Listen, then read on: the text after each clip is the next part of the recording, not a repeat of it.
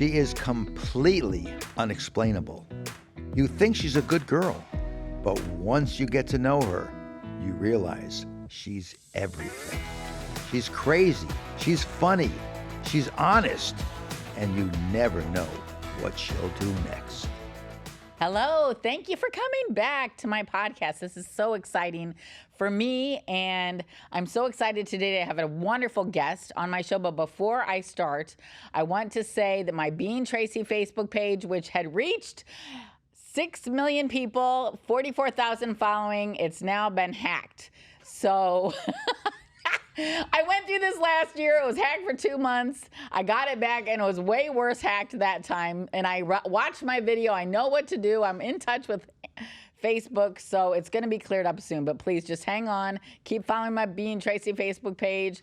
And here on my, I'm so thankful to have this Being Tracy podcast now to share my message this way as well for you.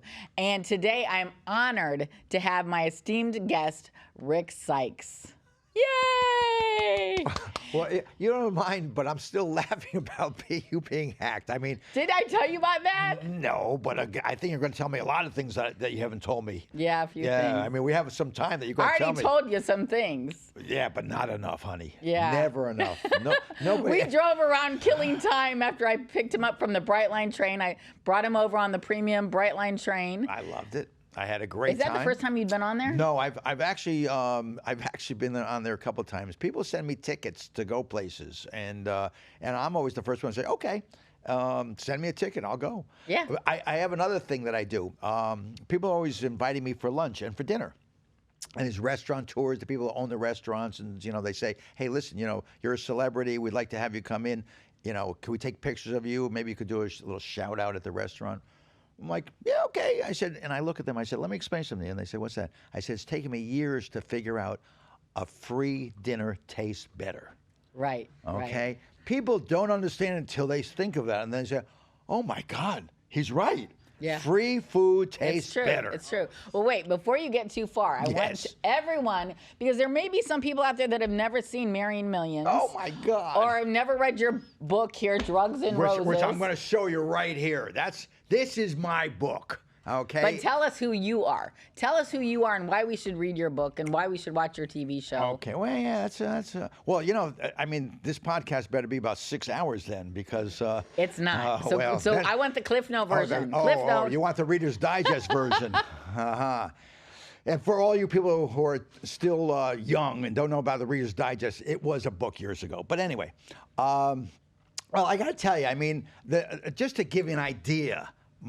This book, which is called Drugs and Roses by Rick Sykes, that's me.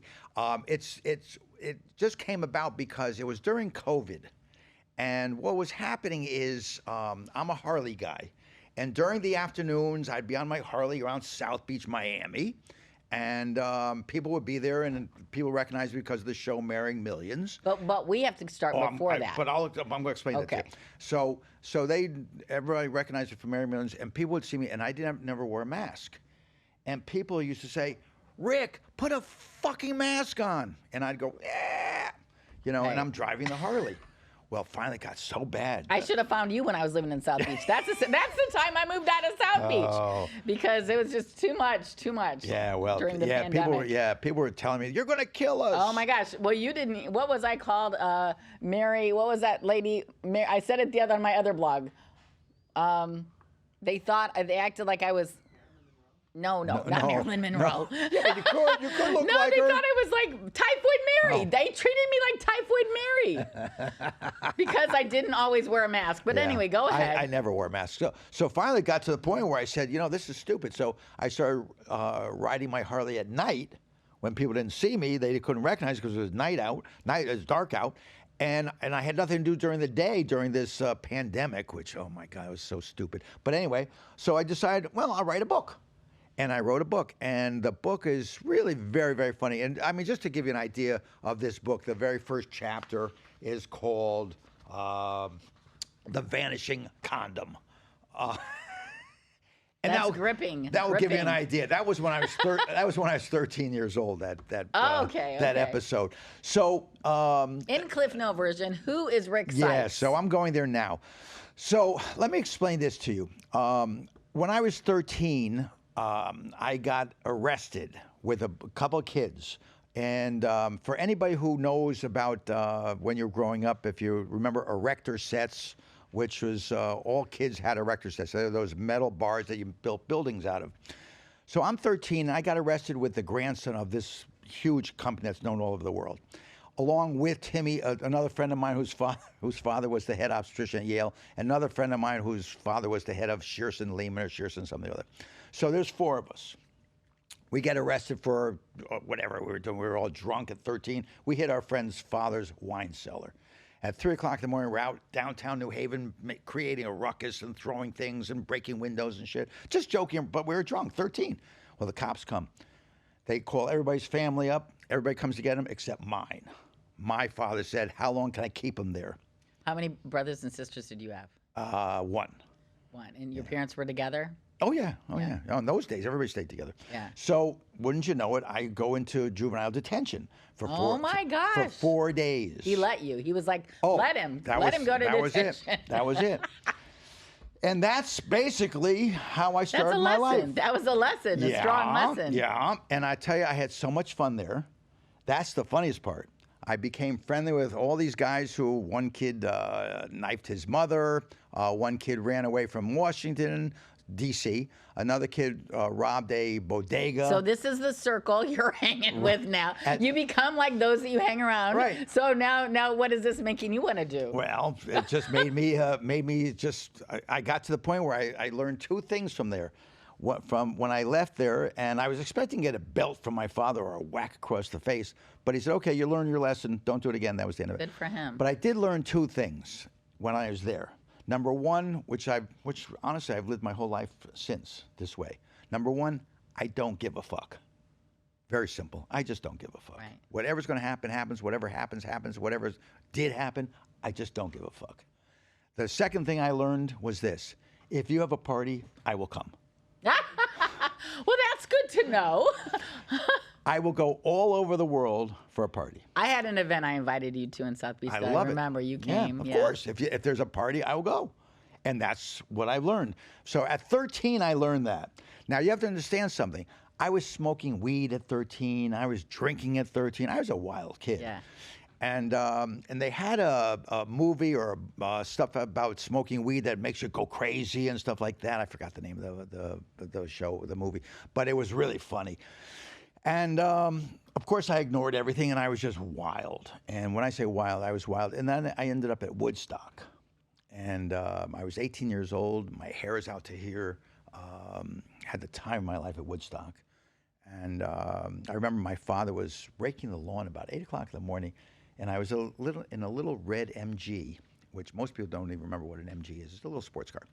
And it was old, and I bought it for $400 while I was digging graves in New Haven. You really were digging graves? Oh, yeah, by hand. And that was your job? Yes. And I was able to save $400. I bought this little car for $400. And I remember driving out my driveway, my father goes, "Where are you going so early?" And I looked, I said, "I'm going to Woodstock." And he said, "Over my dead body." Boom, I went right around him, took off. And it took, I'll tell you something, you know, there's a saying, if you remember Woodstock, you weren't there. Right. The only thing I do remember is Jimi Hendrix playing. I finally got some sleep after 3 days of partying my ass off. And just as I was falling asleep, Jimi Hendrix goes on the guitar. And I wasn't sure whether to scream in anger or scream in ecstasy, but I did the ecstasy because I was going to say, I bet you did the ecstasy. He was phenomenal. That's really the only thing I do remember about Woodstock, and I remember a few other things. I think, well, we won't get into that part, but I will tell you that it took us over a day to the next day to find our car. Oh, yeah. And then I bet you had a lot of fun looking for it. Oh my God, it was just a party like you would never. Ever believe. And if you ever see the movie, I mean, you'll sit there and say, "Oh my God, look at what a life, what a great time." So did you go to college? Did you do any continuing education after high school? Yes, I went to Marquette University, Milwaukee, Wisconsin. I was there for a little while, and then what happened with that? Woof. Well, here's a crazy story. Are you ready?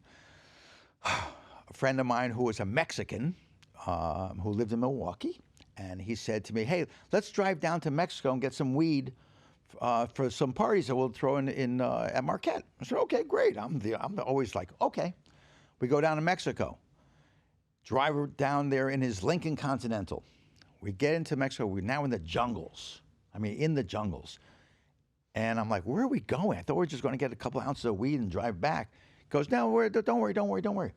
We're in the jungles, and all of a sudden we come to this farm, and we drive up to the farm, and he says, 'I'll be right back.' He says, 'Pop the trunk.' So we pop the trunk, and out of that, all of a sudden, I see these people coming out with these big, giant bales. Which means bales of marijuana. Marijuana, right. And I look at him, and I said, 'What's all this?' He goes, 'It's the weed.' I said, 'Weed?' I said, 'How much is that?' He goes, 200 pounds. I looked at him and said, 'Are you out of your fucking mind?' He said, 'No.' I said, 'And what's that in your arm?' He said, 'Oh, that's a kilo of cocaine.' I'm like, "Oh my God." Well, I mean, this is not what I was expecting. I mean, I was just a fun kid, just having fun. I wasn't expecting this at all. Well, once you know, we're driving down the road, and before you know it, we get followed by these people in an old Ford pickup. They stop us. They turn out to be the cops, federal cops. Okay. Kicked me, beat me up. Oh yeah. The cops Oh did? yeah. Oh yeah. Speaking broken English, and they said then one of them had a pistol, put it in my mouth. I'm 19 years old, remember, in college, and he puts a pistol in my mouth. He said, in broken English, "You have three choices. Number one, I'm going to kill you right now." And he said this in English? Broken English. Number two, you're going to spend 25 years in prison. Number three, get me $5,000. I opted for the third. Yeah. Well, where are you going to get it now? Well, that was the thing. So remember my father, who wouldn't come to get me in jail when I was 13? Well, I called him up. And I said, "Listen, I'm in trouble." He goes, "Where are you?" I said, "Mexico." He said, "You're supposed to be in college." I said, "I know, but I'm in Mexico." Click, he hung up on me. Oh my gosh. Jeez. So you're learning about Rick Sykes right now. Yeah. I called a very close friend of mine, Jay Mulligan, who just passed away recently, and who I went to Woodstock with, also one of my close friends. And I told him the story on the phone, and he said, "I will Western Union," because they didn't have Zelle and PayPal in those days. Remember, there's no phones, so no cell phones. So he said, "I will Western Union you 3,000." I said to the head of the police, I said, "I can get 3,000." The guy says, "Okay." So now you have to understand where I am. I'm in a place called Apansangan, Michoacan. I'm in the middle of nowhere. In front of me is a big ocean, a beach, gorgeous. Behind me is a jungle and a mountain. So there's no reason putting me in jail because I'm not going to go anywhere. Right. So I was sleeping on a hammock in front of the beach. Wow. But here's the problem. I'm there on the second day. I'm starved. Nobody would talk to me. I'm the gringo. Nobody would come near me. In the morning, I'd wake up, take off my jeans and T-shirt, which is all I owned at the time because they took everything else I owned. I'd wash it in the spring coming down from the mountains. Wait, so these police abducted you? They didn't abduct me. They arrested me. They arrested you. So you're in like a cell. No. That's what I'm telling you. There's no reason to keep you in a cell because you couldn't go anywhere. If you go in the mountains, you got eaten by an animal. If you go swimming out to sea, you're going to get eaten by a shark. Where are you going to go? There's nowhere to go. Right. And these are little tiny Mexican towns. This is not a big city. This is a little tiny town. Yeah. So no, I'm there on the beach, and they know I'm not going to go anywhere. There's nowhere to go. Right. So I'm sleeping in a hammock, waiting for the money. Waiting for the money. Right. And starved. Right. So on the second day, I'm famished, and it's about 3 o'clock in the morning, and I'm sleeping in the hammock, and I'm just famished. And all of a sudden, some old guy comes over to me while I'm sleeping, puts his arm on my shoulder, grabs me, takes me out of the hammock, brings me right down to the ocean. As I go down the ocean, he throws me down on my knees. An old guy. Not throws me, but places me on my knees. Takes my hand and puts it underneath the tortoise. And as I do that, plop, plop, plop, plop, 4 eggs come out. And he takes my hand like that and puts it to my face. And I sucked out the yolk of these tortoises, even though they had slime all over it. Because you were so hungry? I was famished. Yeah. You want to know about Rick Sykes? You're learning about Rick Sykes. Yeah. Right. Okay. So Right. this is where I got a kind of like a foundation. Right. So wait. Yes. So here you are in Mexico. Yes. How did you go from Mexico to South Beach? Like there's God, a lot of time there. Like what did you do professionally? What were you doing professionally after college? There's so much. Wait till you hear about the college situation. You haven't even heard about this yet. So I'm at Marquette University. I get back to Marquette, and finally I said, you know what, this just isn't for me. I did not like college. I mean, it's just I hated it. You know, I mean, I was partying. What were you studying? Anything that they gave me, it didn't really matter because all I ended up with was W's, which are withdrawals. All right? And that's what I kept doing. I just didn't want to sit in a classroom. I just couldn't do it. Right. I've never been a student. And I think the last book I read since was The Exorcist when it came out. Oh, my goodness. Okay, so about, 30 years ago? Good reading material. Yeah, that was the last book I ever read. I haven't even read my own yet. Anyway, so that's a joke. So I'm at Marquette, and I decided this is stupid. I quit college. And I went back to Connecticut, where I'm from, New Haven. All right. And I got a job as a bartender at the hottest club there was. And we had people like the Stones come in and Dylan come in. And they were coming into our bar, or a friend of mine's bar, people's bar, because they used it as the stepping stone before they go to New York to perform in the big clubs. And this is where their practice. So I'd be there and listening. I was having a great time. Well, out of the clear blue sky, all of a sudden this girl comes into the bar. A former girlfriend of mine from. Now this was a bar that you owned. No. I just got out. No, I'm only 21 years old. Okay. No. I'm a bartender. And this girl comes in and she says, "Oh my God, Rick, how are you?" Da, da, da. I said, "Great, how are you?" There's an old girlfriend of mine. I think we were 16 when we were getting it on, and beautiful girl. Getting it on. Yeah. And she looked at me, she goes, "What are you doing now?" I said, "Nothing." I said, "I quit college." She goes, "Why don't you come to school with me?" I said, "I don't want to go back to college. I hated it." She goes, "What are you going to do?" I said, "I don't know." She goes, you may like my college that I'm going to." I said, why would I like it? She goes, "It's an all-girls college, just going co-ed." My eyes opened up. My ears opened up. My mouth said, "Get me an application." To an all-girls school? All girls. 1,200 women and 28 guys. Oh, my goodness. It just went co-ed, she said. Just going co-ed. Oh, my gosh. But wait till you hear the story. Where was it? Well, in Purchase, New York, White Plains. Okay. So she got me an application. And in about 3 days, I filled it out, never expecting to get accepted because my grades were horrendous. Well, I didn't have grades. I had all withdrawals at Marquette University. Marquette was a Jesuit college. This was a Jesuit college also. So I filled it out. A couple days later, I get a letter saying, "You're accepted." I'm like, "You've got to be kidding me. They accepted me?" And she kind of expected me to be her boyfriend at the school. Right. Of course, that wasn't going to happen. Well, why did she invite you to go to an all-girls school then? That was a little bit mixed You got to realize this is a woman. You know, some women just don't make sense. Some guys, they certainly don't make sense either. But this one made no sense. But anyway, her idea was that I was going to be with her. And that wasn't going to happen.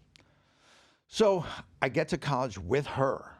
And my first day there, I looked at her. I said, "What am I going to do here?" She goes, "Be an art major. And all you artists out there, you're going to hate my guts when I tell you this story. You're going to you're going to sit here and say, 'Rick, shut the fuck up.'" But it's a true story. So the next thing you know is I said, "What am I supposed to do?" She goes, "Just be an artist." I said, "What do you do?" She goes, "Nothing." I said, "Nothing?" She goes, "No." I said, "I don't have to take English, history, math." She goes, "No, be an artist." I said, "Okay." So I signed up art courses. First one is drawing. So I go into the studio. I'm there with, I think, about 11 other girls and myself. That's it. And I walk in, I sit down, never drew a thing before in my life. I was wondering if you had any talent for this. I can't even draw a stick figure. I can't draw a straight line. Right. I mean, I really can't. And I go in there, and the professor has a floral This arrangement. is hilarious. Oh, I know. It has a floral arrangement. He said, okay, draw this. And I'm sitting there drawing.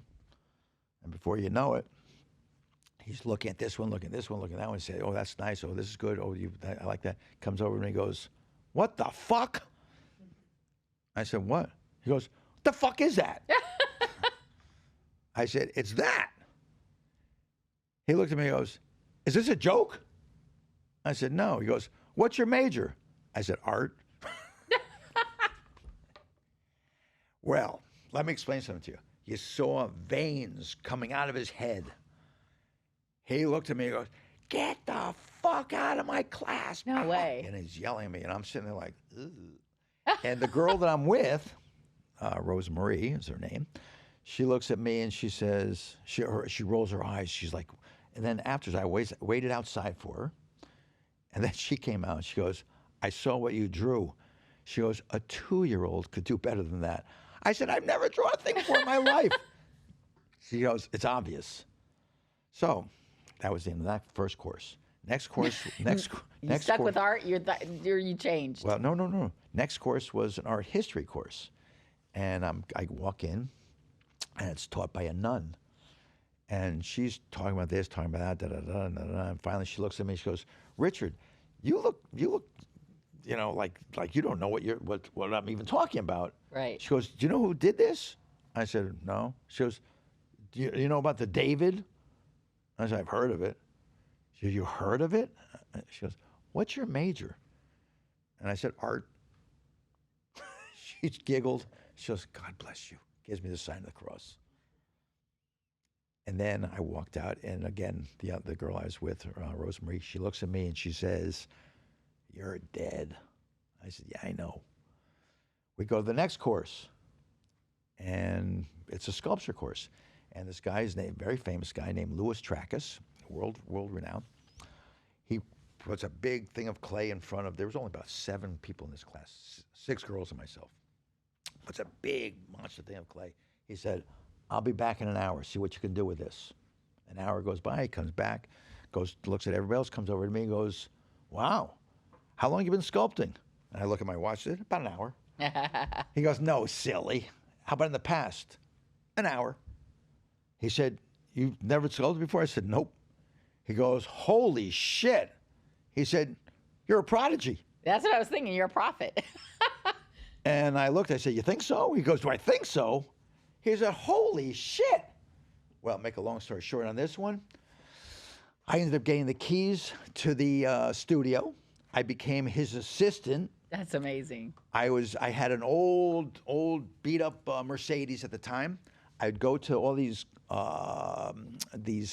construction sites and grab all the steel that they were throwing away. They used to throw it away in those days. Today, of course, they resell it, but in those days they'd throw it away. I'd load up my car with steel, go back to the studio, do tons of drugs. So I hadn't slept. I wouldn't sleep like 3 days, 4 days, 5 days. Right. Be totally wired, out of my mind. Right. Building these giant sculptures, like 10, 15, 20 feet high, out of steel. And before you know it, all of a sudden, these people coming from all over Westchester saying, "I'll buy that." And I'm selling sculptures for $5,000, $6,000, $7,000, $8,000. Now, remember, that's in the 70s. That today is like $50,000. Right. And it was crazy. And then all of a sudden, I'm getting honors. That's amazing. Well, so I guess you kind of told us a little bit, but I was going to say. I haven't told you the good stuff. Well, what? First you start out in Mexico in your story. Well, then, no, first I started out in juvenile detention at 13. Right. Yeah. And then, so I'm always asking people about adversity. So I'm hearing a lot of places where you've had an opportunity to beat adversity in your life, right? Yeah. So did it start getting easier for you now at this point in your life, or were you Wait. Remember what we started in the very beginning? I don't give a fuck. Okay? It was always easy for me because I don't give a fuck. I truthfully don't. What happens, happens. I mean, you know how many times I've been stopped by cops for something really, my fault. Don't get me wrong, my fault. And I'd look at, I have one. Here, I'll give you one. Here's one I got stopped by a cop. Listen to this one. So I'm in a Porsche, which I'm a Porsche collector. And I'm a certified, I'm going way ahead of the story right now, but I'm a certified gemologist now, okay, after all my other stuff, which is a million other things. And I'm probably about, 27 years old, something like that. And I had to give a speech. I had to give a talk. They wanted me to talk about gemology somewhere, and I'm late. So I've got the top off my Targa Porsche, and I'm doing probably about 120 miles an hour on 95 North. And I must have passed a cop because all of a sudden, a couple miles later, there's a whole roadblock for me. And I see them like, holy shit. And I do one of these pit stops. And as I do the pit stop, cop comes over with the gun. Get out of the car. Da, da, da, da. Put your hands on And top. what age were you here at this? 26, something like that. Oh my goodness, still So young. he goes, put your hands on top of the car. Now I had the top off the car. I looked and said, hello, there is no top. Shut up, put your hands out. And handcuffs me, brings me to jail. Now, the state police will bring you to the nearest police department. In this case, it happened to be New Haven, which is, I own jewelry stores at the time now, and everybody knows me. And I'm kind of well known. At the age of 26? Yeah, I owned 2 jewelry stores then. I just opened up. That's when I had, that's why I'm going forward. I'm missing a lot of stuff right now. So I owned 2 jewelry stores now. And I was pretty well known in the area, in New Haven. And I had a couple of billboards with my face up there, so people knew who I was. Amazing. Yeah, so, and I was, I was blasting that all out, and I was partying my ass off, and everybody knew me from New Haven, everybody. So the next thing you know is they bring me to the police department. And I go into the police department, and New Haven Police, and there's 2 heavy-set, well, I could say fat, desk sergeants. And one of the desk sergeants looks at me now, the state policeman takes my handcuffs off, and he leaves. And the 2 cops are looking at me, and one cop says, hey, guys, okay, listen. Now, remember, I was going to do a talk somewhere. I'm in a 3-piece suit. Right. So the guy looks at me, and he sees I'm well-dressed. And he says, okay, listen. He said, take off your tie, belt, and shoelaces. And I look at the cop, and I said, do you think I'm going to hang myself for a traffic violation? And the other cop, the other desk sergeant, bursts out laughing.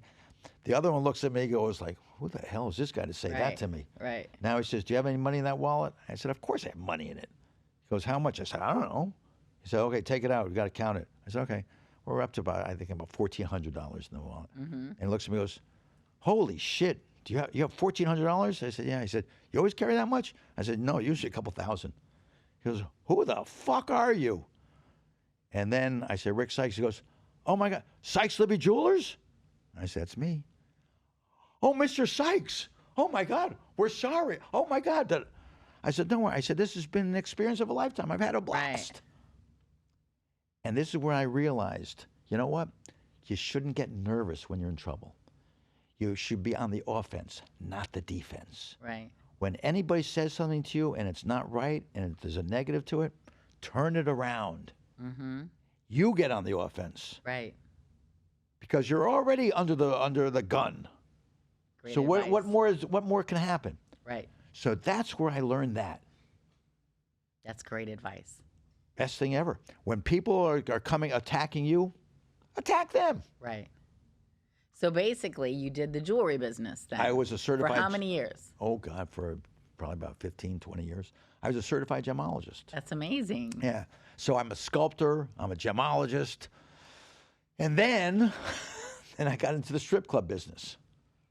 Let's hear that story. And I opened up the largest strip club in Connecticut called Stage Door Johnny's. I wouldn't think Connecticut would be a big market for strip clubs. It's very big, I promise you. I thought it was pretty wholesome there. No, it's very big, I promise you. And I had 2 partners, very nice guys. They were friends of mine. And the 3 of us ran the club. That's fun. And it was hysterical. I mean, fun in a it was in a strip club sort of way. Let me tell you something. It was hysterical. All right. So when I tell you I had more fun doing that than you could ever imagine, it was every day was more fun. And I used to hang out in the ladies' dressing room all the time, and I was friendly with all the girls, and they all loved me, and I loved them. And whoever said there's no sex in the champagne room is drunk or crazy, because there's a lot of sex in the champagne room. Wow. But this was my life. So here's the crazy part about it. So here I am. I don't know. I'm probably about 32, something like that. Maybe 33. I don't know. I'm not even sure. I'm not good at the age at the time schedule there. But whatever it is, I remember this. Mornings and afternoons, I had all these physicians, the attorneys, the judges, the professors. They all wanted to see me, Rick Sykes, because I'm the certified gemologist. I own the stores. They all want to see me, and I have a Bachelor of Fine Arts. I'm an artist too. Okay. I mean, you couldn't get any better than that, Right. You know.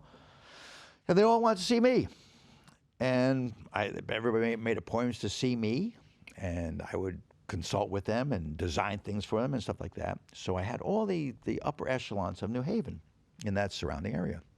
Well, at night, here I am running my strip club. Right. And my strip club was... So you still had all that other stuff going on during the day. Oh, God, yes. And then your strip club was only open at night. Yes. Okay. So here I am during the day in my three-piece suit. Here I am at night in my torn jeans and a T-shirt. I love it. My clientele at night were the mobsters, the crazy people, the druggies, you name it. And it was hysterical. So I was a big, as we say in Italian, a big spaccone. I was the big shot in the morning and afternoon with the la-di-das of New Haven. Sure. And I was the big spaccone at night with all the crazy people. You were working hard. No, it wasn't working. It was fun. It was fun. It was just like, this is what you call really black and white, or night and day. Totally, nothing in between. Yeah, no that gray. Is crazy. And you have to understand, my club was run by the Hells Angels, Okay. who were friends of mine, and that's why I still drive a Harley today. and my security was the New Haven Police Department. So do you see where I'm going with this right now? You have it all wrapped up, don't you? Totally. I mean, I could do whatever I wanted in broad daylight in the middle of downtown New Haven, and everybody would say, "Hey, Rick, good going." It didn't matter what I did. I could smash into 10 different cars and laugh, and people would say, "Oh, hi, Rick. See ya. Take off." Right. It was crazy. That is crazy. Yeah. That's been good to be you. That's been good to be you. Yeah, and still is. It still is. I mean, you got to understand something. This is why you remember, we haven't even gotten to my show about marrying millions. We're so far away from that still. But we only have a few more minutes. That's why I want to make sure we get to all the key points. That's why I said we got to be here for a couple of days maybe. Because I mean, for me to tell you this. So I got to tell you something very interesting. Just the other day, just to, in an aside here, just the other day, somebody asked me to do a podcast, and they asked me to come to their location, and I said no, I couldn't go, and they came to me, and so make a long story short on that one is after the podcast was over, they called me the next day, and they said, you know what, we've decided we can't use your podcast. I said okay, no problem, and I didn't care, and the next thing he said to me on the phone was, the reason we can't use it is because there's not enough there for the people to understand you. We want to do a docu-series on your life. He said, fuck the podcast. He said, we got to let people know who Rick Sykes actually is, other than seeing you on TV, seeing you in movies, seeing you on podcasts, reading your book. We have to let them know really who the fuck you are, because nobody's like you.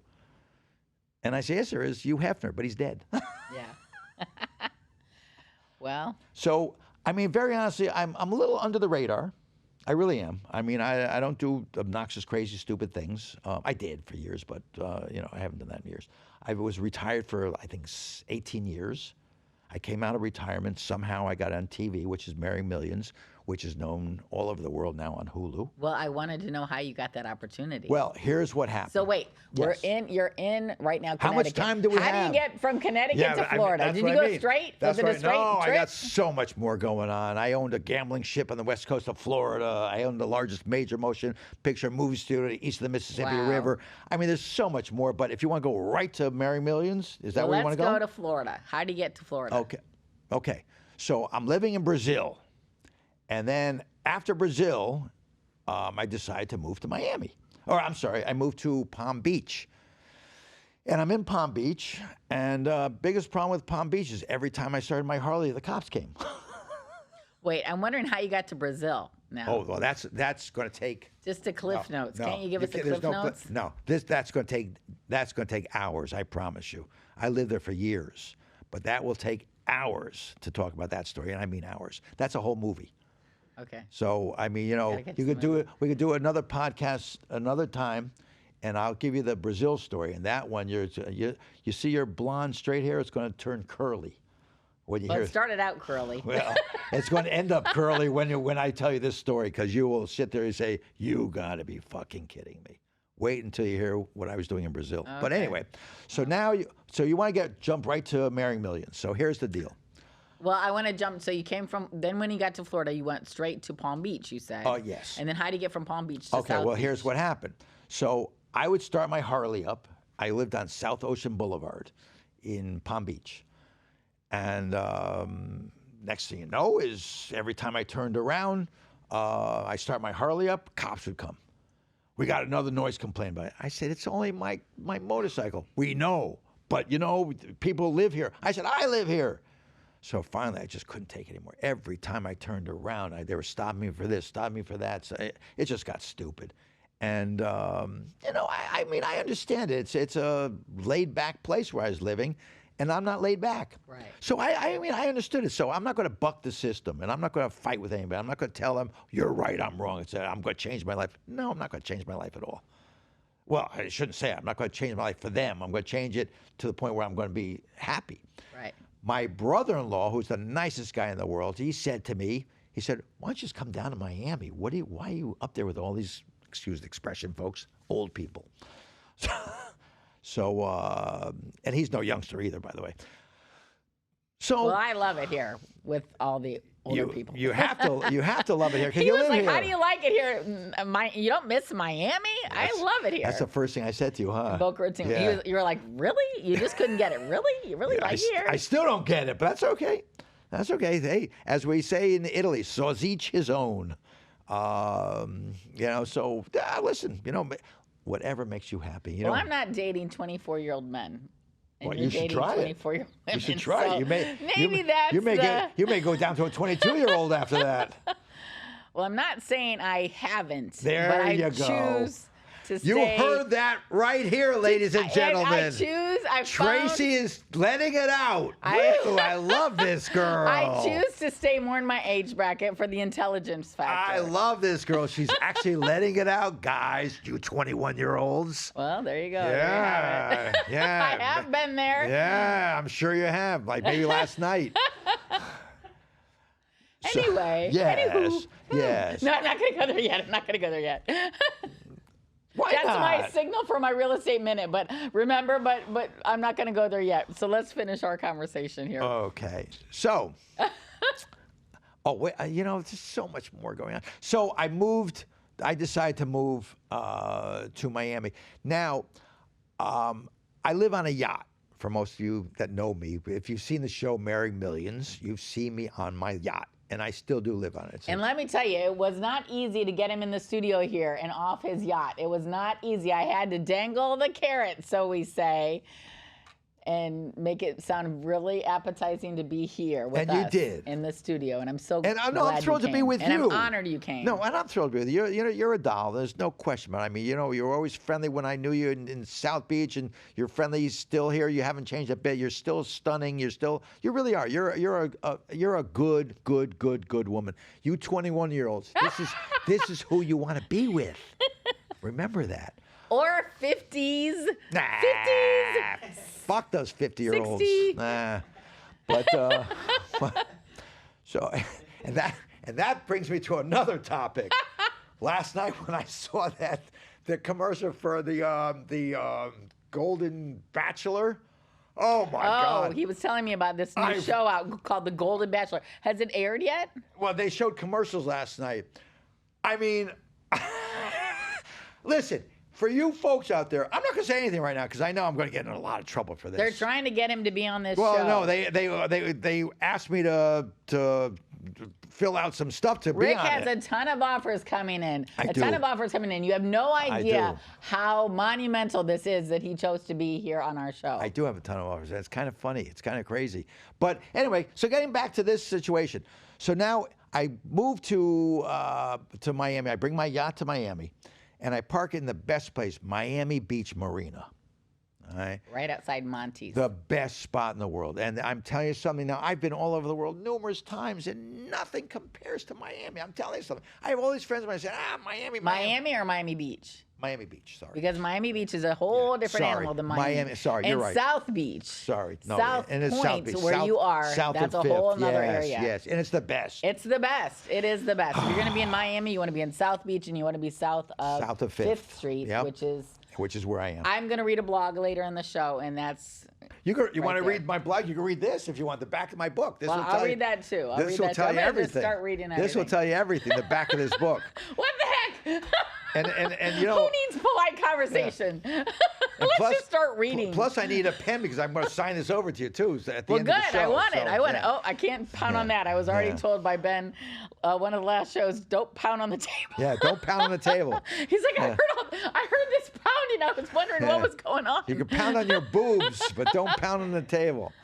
So I moved to South Beach, and I have the yacht down there, and I don't know anybody. I mean, I know a few people down there. People know me from New England, and because I was pretty well known. I was friendly with Steve Rebell from Studio 54. I was friendly with a lot of these crazy people, nutty people in New York. I lived in Okay. New York for quite a while. That's Okay. again, we passed all that too. I'm sorry. That's okay. We could do this again and again and I didn't again. book the studio for long enough for you. Well, next time, book it for a couple days. Gotta have 2 segments or 3. Yeah, at least. So wait to hear my New York stories. Oh, God. Anyway, so now this is pretty funny. So I'm at Starbucks and on West Avenue, and which is no longer there, by the way. West Avenue's there, but the Starbucks is. Oh, yeah, I used to live right across from it. I used actually used to to live on at that road. Starbucks Right across from every it. day. We had a group of guys. There was probably about 6 or 7. I was surprised that left. Yeah, I was shocked. So I'm at Starbucks, and a friend of mine who was there. It just happened to be. I usually don't do this, but it was about 8:00 at night. I don't go there at night. I was only there at 11 o'clock in the morning. But I just happened to be there later on that evening, and I had to get. It's because I had my computer. I couldn't. My what do you call it? Internet wasn't working. I'm on the boat that day, so I went over to Starbucks, and I'm there, and these 2 friends of mine who were working there.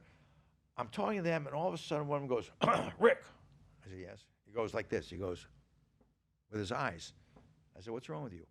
Rick. I said, what? He goes, I said, what's wrong with you? He goes, turn around. I turn around, and there's this drop-dead, gorgeous, voluptuous girl.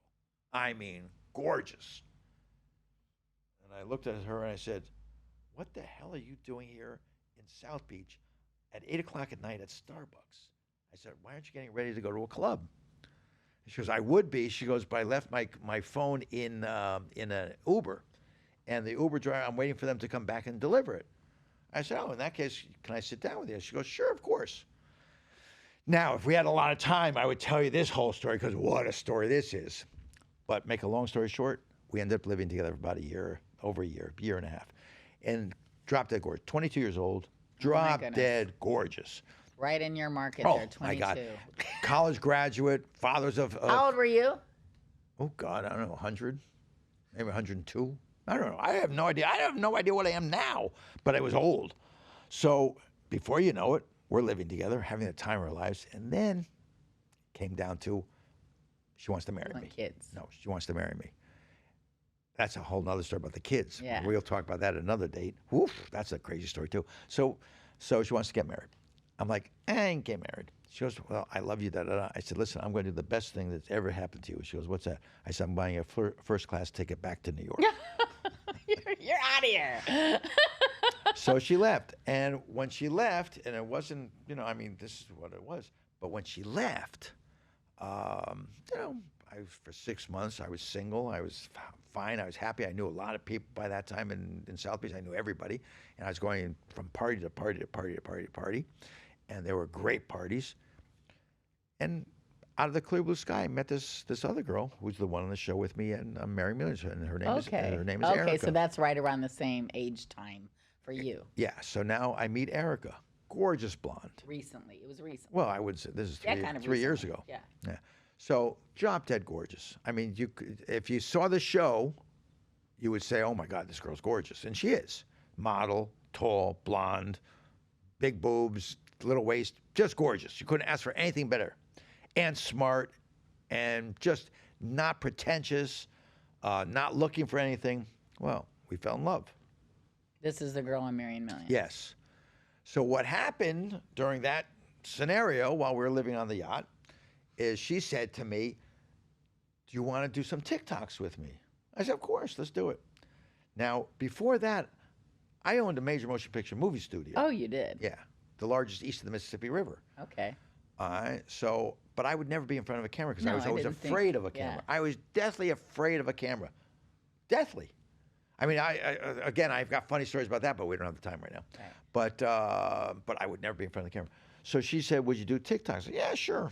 So we're doing TikToks, and we're doing the most stupid TikToks you ever seen in your life. Partying with each other, dancing, wrestling, and just stupid stuff. But funny. Yeah. Well, people are like loving it, and they're going crazy. Everybody's loving this. They're like, "Oh my God, look at these two."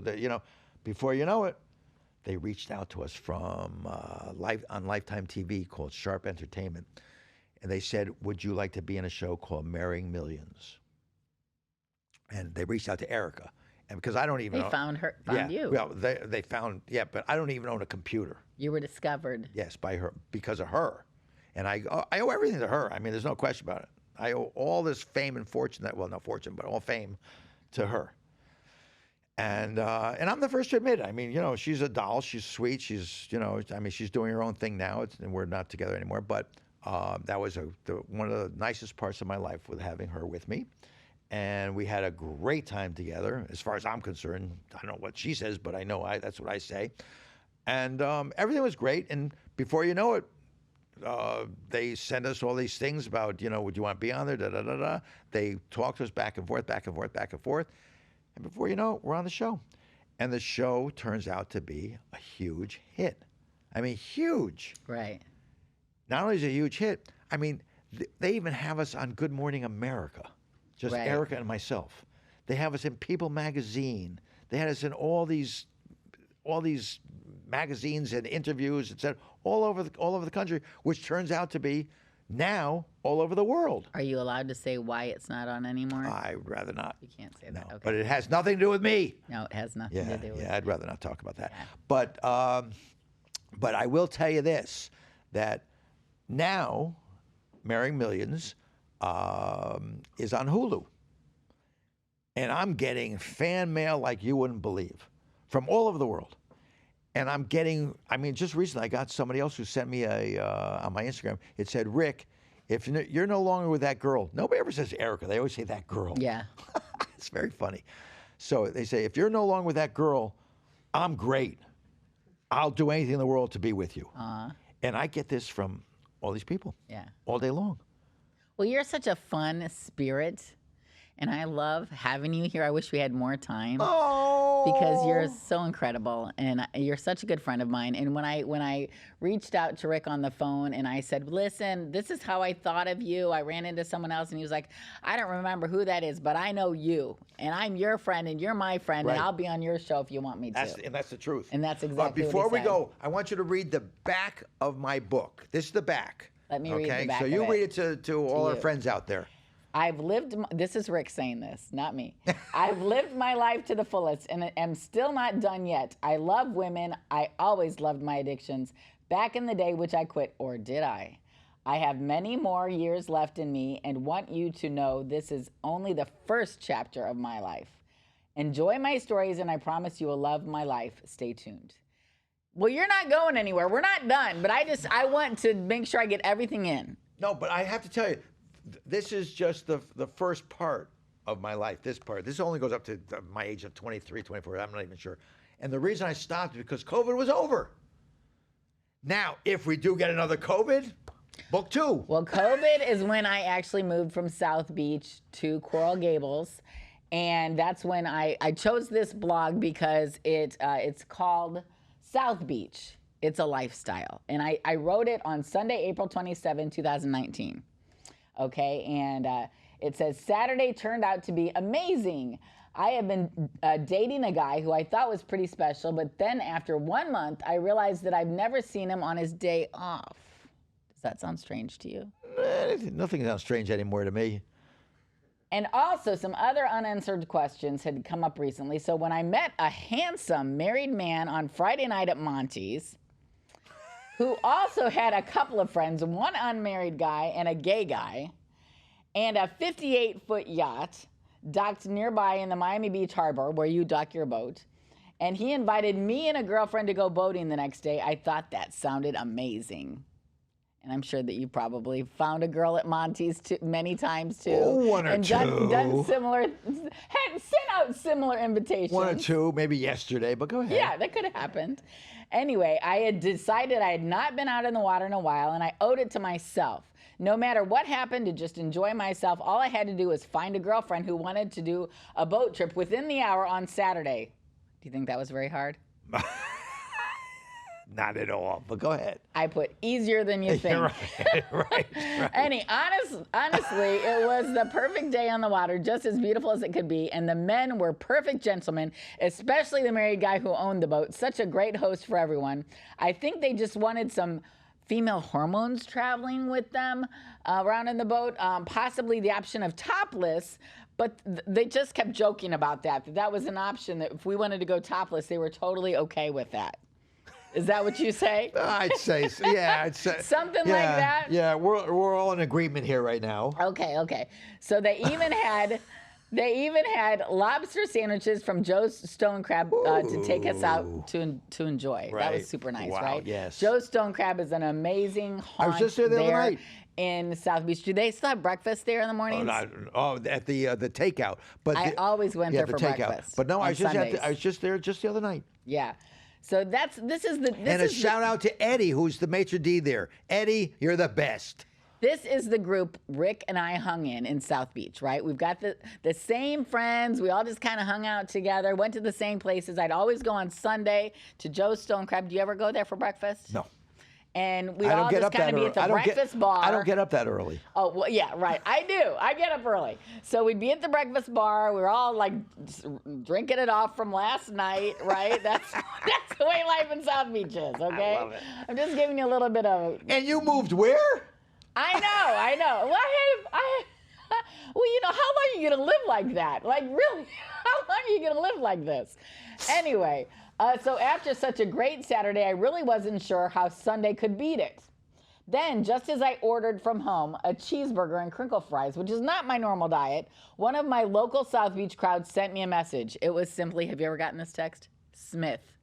Of course. That's the way they correspond there. Outside. Smith. Outside.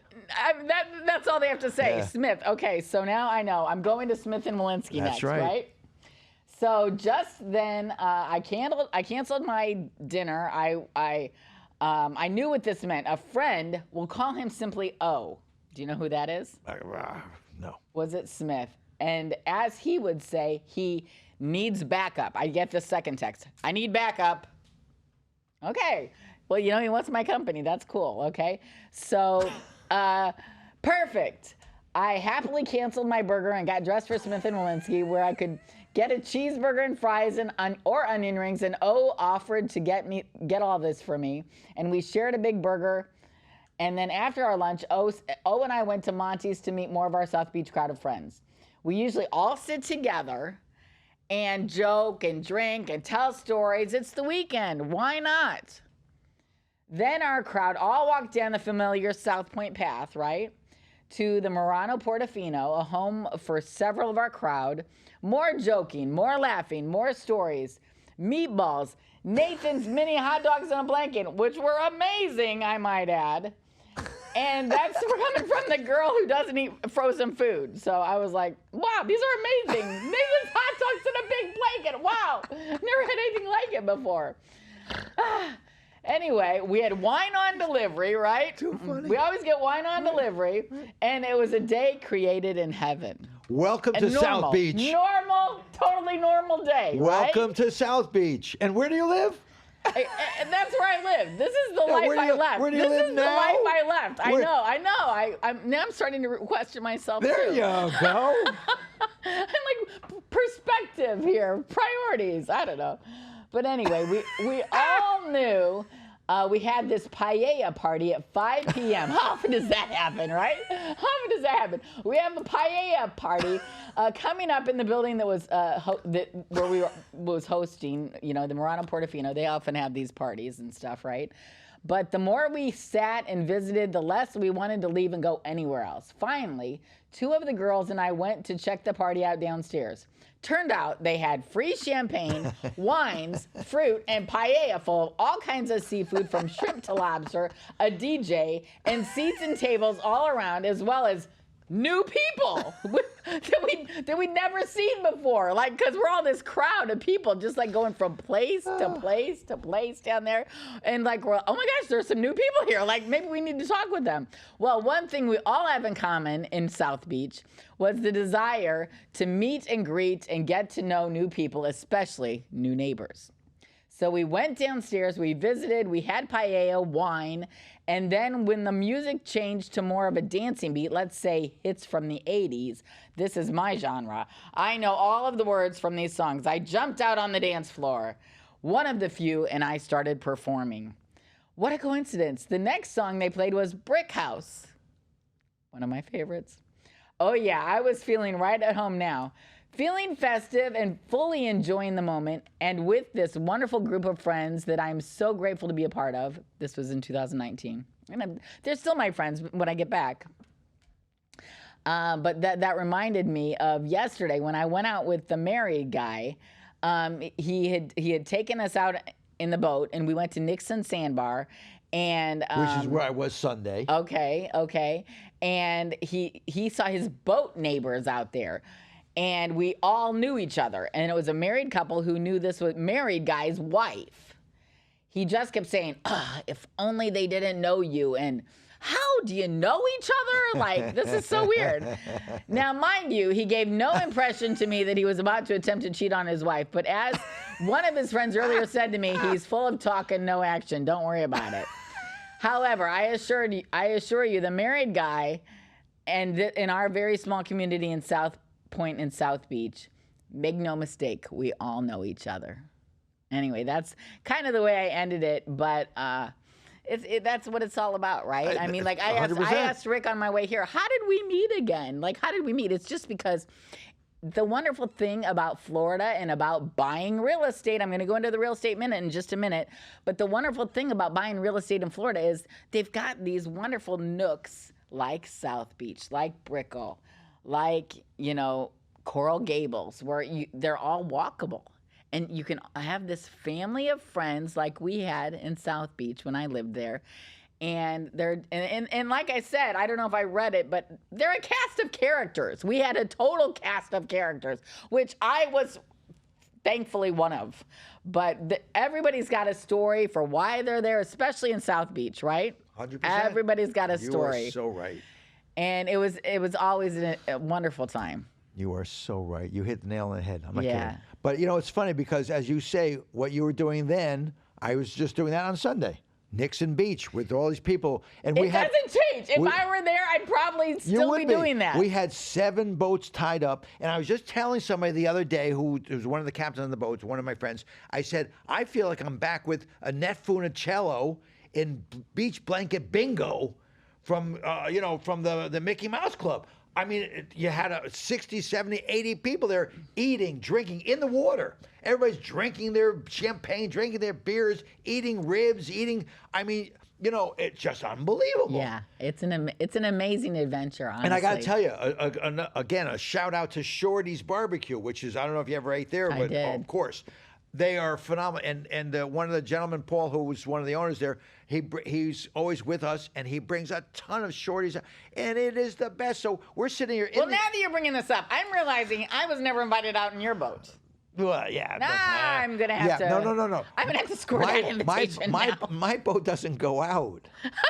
It stays in the dock. Exactly. But you went to Nixon Beach, you said. Just the other day on the snow boat. On a different boat. Yes, of course. I know Eddie Snow. Yeah, of course. Yeah, I went on Eddie Snow's boat as well. We had 6 other boats tie up with us. We had about, we had a blast. Oh, we had about 80 people eating just all around the boats, swimming or laying on the rafts. I just laid on the raft, eating and drinking all day. I mean, That's actually why I moved from South Beach to Coral Gables. I got my real estate license, and I'd made such wonderful friends on Snowboat. Right. In Coral Gables. Isn't he a doll, Eddie? Yes, he's a doll and a jewelry store owner, too. Yep. That's why he and I have that in common. That's what you have in common. Yeah, so that's how I became very good friends with Eddie, because we're both in the jewelry business. Ah, okay. It's all coming together now. Yes. Yeah, it's all coming together now. It all does come together eventually. Wait, let me do my pose for my real estate minute. Let's see if they figure out how to put the music with that sound. That's so funny. But anyway, okay, will the housing market crash in 2023? That's what I keep hearing. According to Forbes magazine, in September 2023, housing market prediction for 2023, when will home prices be affordable again? That's what everyone keeps asking. Robin Rothstein answered that question in her article and said home prices overall remained resilient between April and June, even as mortgage rates crept higher, according to the latest S&P CoreLogic Case-Shiller Home Price Index. The U.S. National Home Price non-seasonally adjusted NSA index reported a 0 year-over-year change and marginal month-over-month increases. This is the 5th consecutive month of increases, reflecting a housing climate in which policy or prices remain impervious to home affordability challenges. Still, this reading precedes the period when the average 30-year fixed mortgage rate escalated rapidly over the 7% mark, which just happened. Nevertheless, that threshold may not turn out to be a potential tipping point. Quote, while home prices have remained strong in 2023, elevated mortgage rates complicate the situation for potential home buyers, a trend that will likely constrain additional price gains for the rest of the year, said Selma Hepp, chief economist at CoreLogic, in an emailed statement. Nevertheless, home prices are still expected to re-accelerate and reach mid-single-digit growth rate by the end of the year, according to the CoreLogic latest HPI forecast. Quote, home price acceleration is much more notable in markets that remained relatively affordable throughout the pandemic and saw less volatility from household migration, such as those in the Midwest, New England, said Hepp. Hepp also pointed out that these markets are now starting to catch up with the pricier ones. She said, Nicole Botchout, an economist at Zillow, said homeowner equity is the highest level it has been in the past several decades, so homeowners have a lot of value in their home. Anyway, for help with all of your real estate needs, residential, commercial, I've got a full team at Keller Williams so that if you're not in my area and I don't have someone who particularly can help you, reach out to me, because I have realtors all over the world that are amazingly capable and really good at what they do because they get a lot of education. And I'm with Keller Williams Worldwide. And the number, if you want to leave me a message, I'll give you a call back, 561-245-4000, livingtracy.kw, like kellerwilliams.com. Go to my website. You can choose a property there. And if you want more information, I'd love to help you.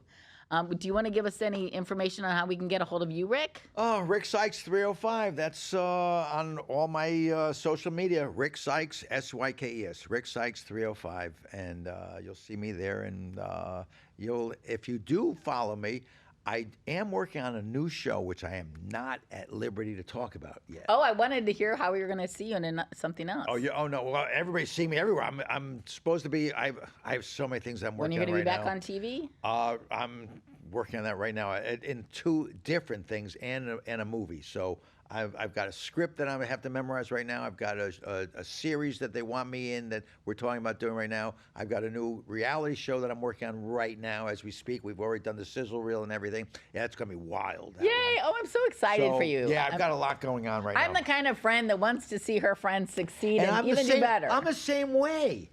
I love it. I love when my friends make it. I cheer for my I've never friends, been yeah. a jealous person in my life. I love when my friends really go ahead. You want to be around those that are succeeding because you know. I just love I love when You're next. I love my friends when they go ahead. I love it. I'm always there. I'm a cheerleader for all my friends. Yes, I like people like you. I like people like you. Well, thank you. Well, anyway, please subscribe and like my channel on It's Being Tracy. You can find it on YouTube, Spotify, Apple, wherever your favorite podcasts are shown. And I am just so thankful to have you here with us today. And thanks again, Rick, for showing up and for being here Honey, and sharing I love all you. your and wonderful even though magic. we're not going to show this on film, but yes, I am going to do a nice little Sign. Shout out to you on my book about you. Good. Okay. Oh, good. Yes. Gonna shout out for me. I love it. It may be a dirty one too, but Oh, a dirty one, it's even better. better. Better than yeah. We already had something. He's going to tell someone that I'm his girlfriend to get out of why he wasn't. We're not talking about that right now. Okay. Love Anyway, you all. thanks again, guys. We loved having you and we love being here. I love being and here. entertaining you.